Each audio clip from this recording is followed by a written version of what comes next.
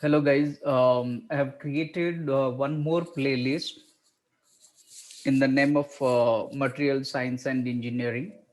So we will discuss basic material science and engineering applications in this playlist. So let us start with today's introduction, classification and selection of engineering materials. So today we are going to discuss about this classification and selection of engineering materials.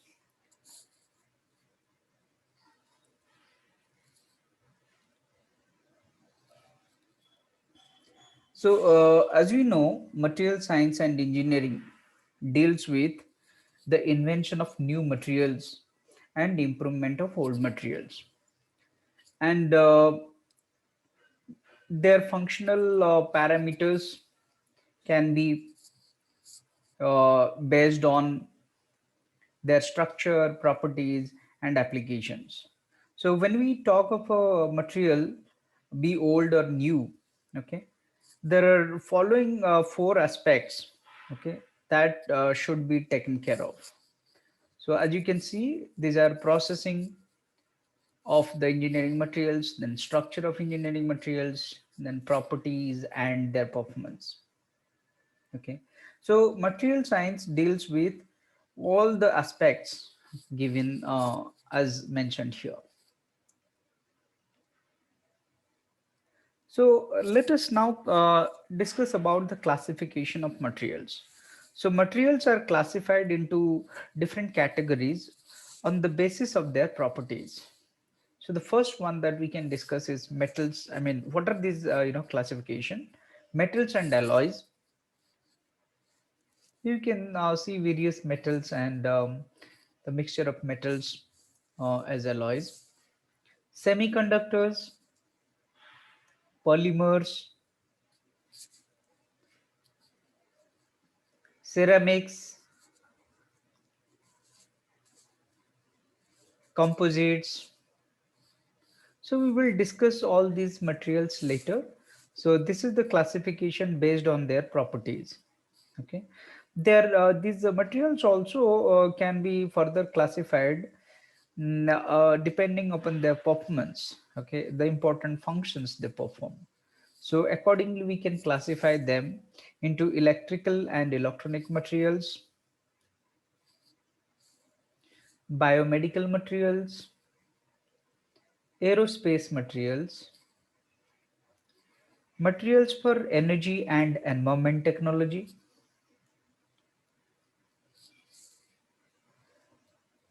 magnetic materials, photonic or optical materials, smart materials, such as you can see ferrofluid and aerosol, metal foam, nanotube, amorphous alloy, all these smart materials, structural materials. Okay, so these are the classification based on the important functions these materials they perform. Okay, we can also classify the materials, engineering materials, based on their structure. So based on the structure, if you want to classify, we can classify those as amorphous and crystalline. So crystalline can further be divided into single crystals and polycrystalline.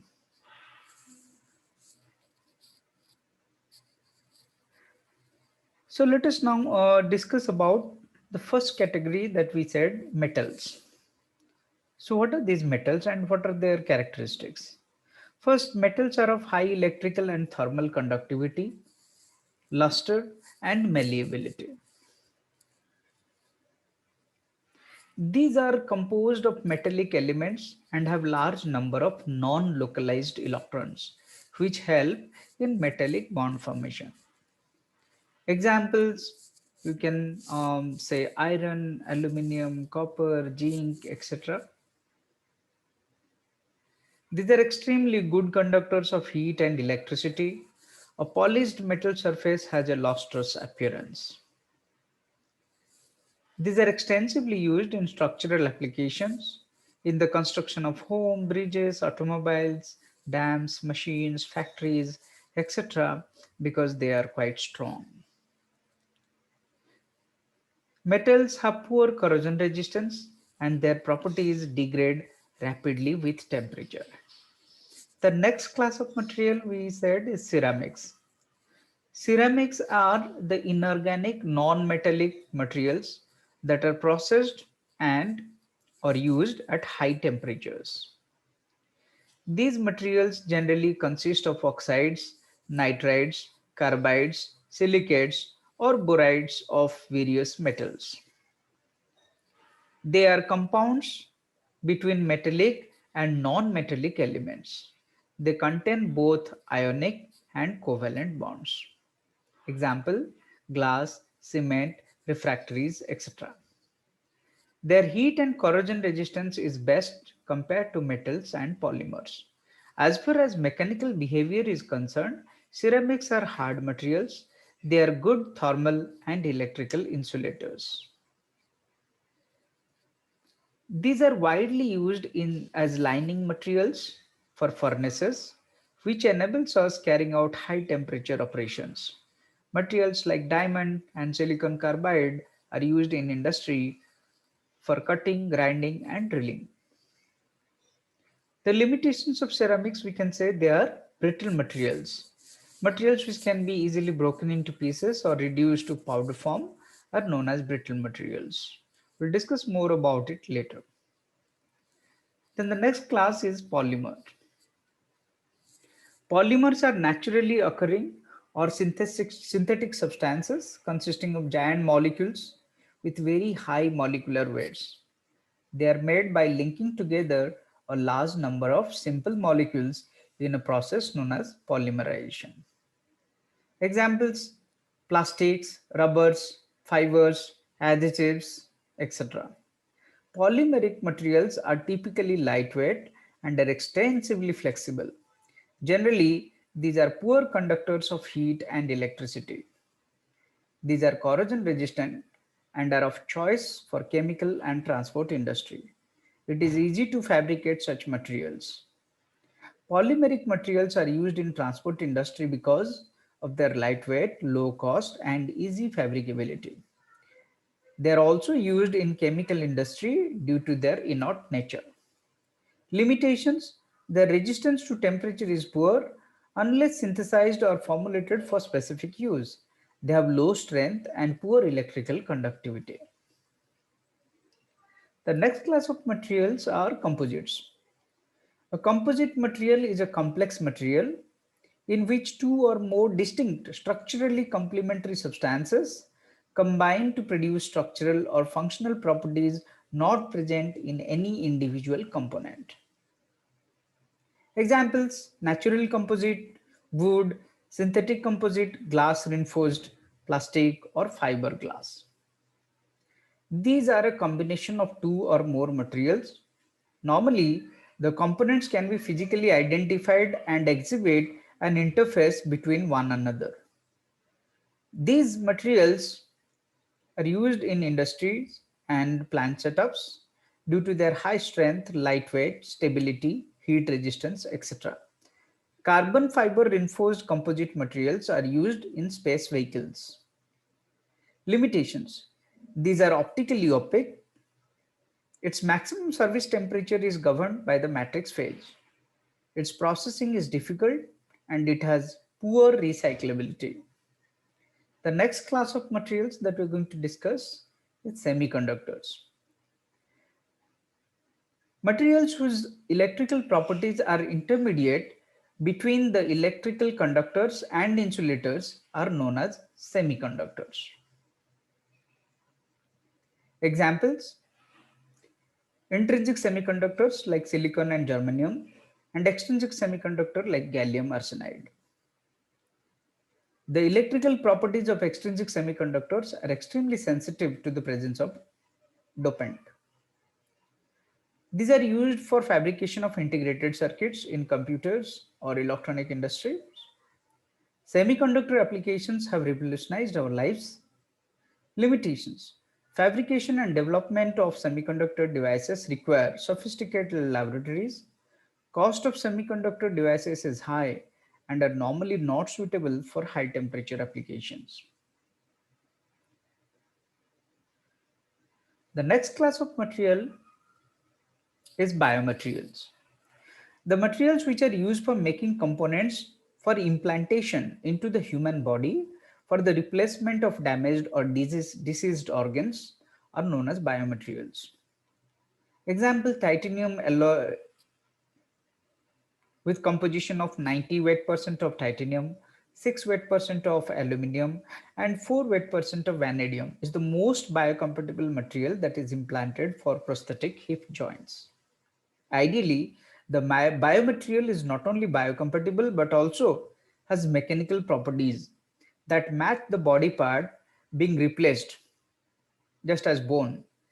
The biomaterial must not produce toxic substances. Limitations. No man-made material is both biocompatible and possesses the property of combining human body parts. These are used as implants for replacement of damaged or diseased body parts.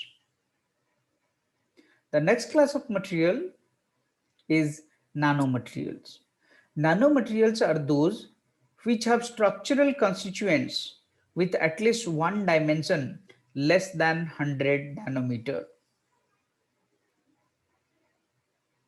Carbon nanotubes, fluorescents, etc. are nanomaterials. The dimensions of structural entities in nanomaterials are of the order of nanometer 10 to the minus 9 meter. Tools of nanotechnology like scanning probe microscopes permit observations and manipulations of atoms and molecules to form new structures, having dimensions equivalent to approximately 500 atom diameters, less than 100 nanometer. The developed nanomaterials exhibit novel mechanical, electrical, magnetic, and other properties that are otherwise not possible. Uses: flat panel and full color displays for computer monitors and televisions have been fabricated using carbon nanotubes as field emitters. These are of low cost and have low power requirements. Limitations: processing and control of structures in nano-dimensional materials is highly challenging. The next set of materials is advanced materials. The materials which are used in high technology applications like space craft, aircraft, computers, and electronic equipments are known as advanced materials. Examples: materials for magnetic information storage. Uses: magnetic materials are used for information storage in audio tapes, VCRs, DVDs, hard disks, credit and debit cards, etc. Magnetic materials used for such applications should have large and square hysteresis loop along with high storage densities. Limitations: these are of high cost and are not plentifully available. The next set of material that we are going to discuss is smart materials. Smart materials have the ability to sense changes in their environments and they respond to the changes in predetermined manners like living organisms. Example: piezoelectric sensors are inserted into the blades of helicopters. They monitor blade stresses and deformations. Feedback signals from these sensors are fed into a computer controlled adaptive device which generates noise cancelling anti-noise. Thus, this smart material is used in helicopters to reduce aerodynamic cockpit noise that is created by rotating rotor blades. There are many other smart materials as you can see in this diagram for temperature and humidity sensors, vibration sensors, strain sensors, piezoelectric sensors we said, RFID sensors. These are all smart materials. Limitations: high cost and poor availability. The next set of materials or the last set of material is non-linear materials. A material in which some specific influence such as magnetic field, electric field or stress produces a response such as magnetization, electric polarization or strain which is not directly proportional to the influence is known as nonlinear material. Lithium niobate used for telecommunications and potassium titanyl phosphate crystal used for laser and electro-optic applications are the examples of non-linear materials. Limitations: the temperature performance of organic non-linear materials is poor as compared to inorganic crystals. Non-linear effects in nanomaterials are not studied in details for making a commercial product. So today in this video, we try to classify all types of engineering materials. In the next video, we will come up with some other characteristics of these engineering materials. Thank you for watching.